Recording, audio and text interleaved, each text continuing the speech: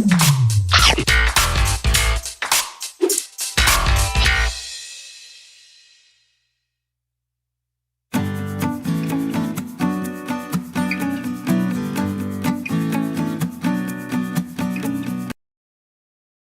husband and I went to a high school reunion party in our old town.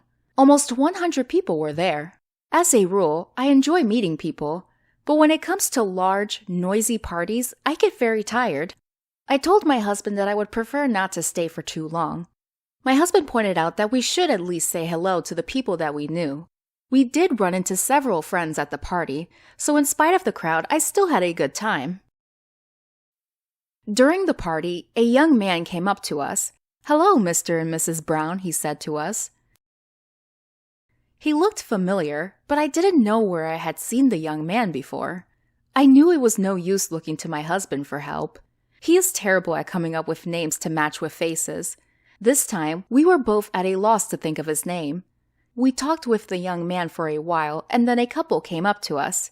It was Don and Liz Wilson. Her name is Elizabeth, but everyone calls her Liz for short. They were friends of ours. We had kept in touch, but had not seen them for many years. The young man left after a few minutes to talk with some of his other friends. I told the Wilsons, "I'm sorry we did not introduce you to that nice young man. Neither my husband nor I could figure out his name." "That's all right," said Mr. Wilson. "He is our son."